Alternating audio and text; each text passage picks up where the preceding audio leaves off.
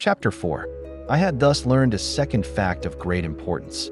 This was that the planet the little prince came from was scarcely any larger than a house. But that did not really surprise me much.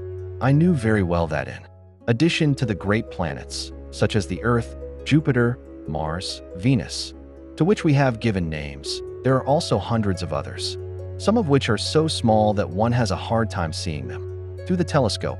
When an astronomer discovers one of these, he does not give it a name, but only a number. He might call it, for example, asteroid 325. I have serious reason to believe that the planet from which the little prince came is the asteroid known as B612. This asteroid has only once been seen through the telescope. That was by a Turkish astronomer in 1909. Ad Yen E.B. On making his discovery, the astronomer had presented it to the International Astronomical Congress in a great demonstration. But he was in Turkish costume, and so nobody would believe what he said. Grown-ups are like that. Fortunately, however, for the reputation of asteroid B612, a Turkish dictator made a law that his subjects, under pain of death, should change to European costume. So in 1920, the astronomer gave his demonstration all over again, dressed with impressive style and elegance. And this time, everybody accepted his report. If I have told you these details about the asteroid and made a note of its number for you, it is on account of the grown-ups and their ways.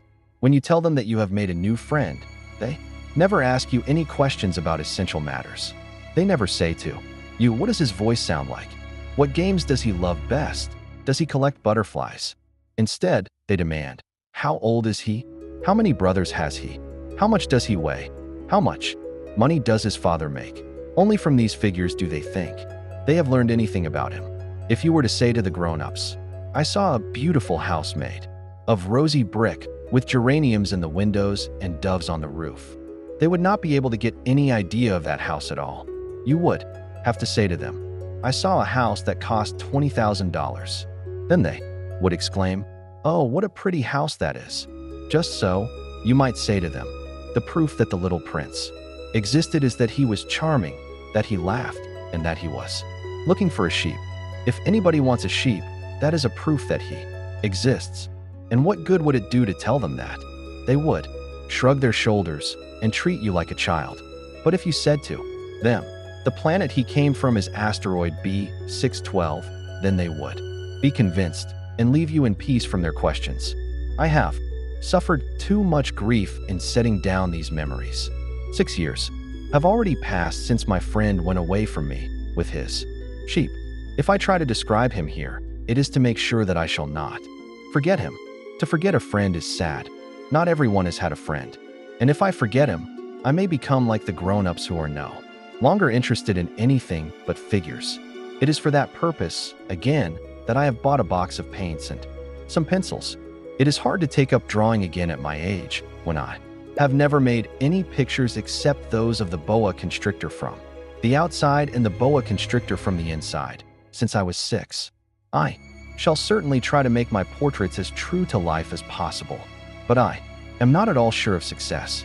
One drawing goes along all right, and another has no resemblance to its subject. I make some errors, too, in the little prince's height.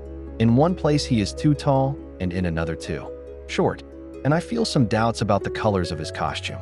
So I fumble along as best I can, now good, now bad, and I hope generally fair to middling. In certain more important details I shall make mistakes, also, but that is something that will not be my fault. My friend never explained anything to me. He thought, perhaps, that I was like himself, but I, alas, do not know how to see sheep through the walls of boxes. Perhaps I am a little like the grown-ups. I have had to grow old.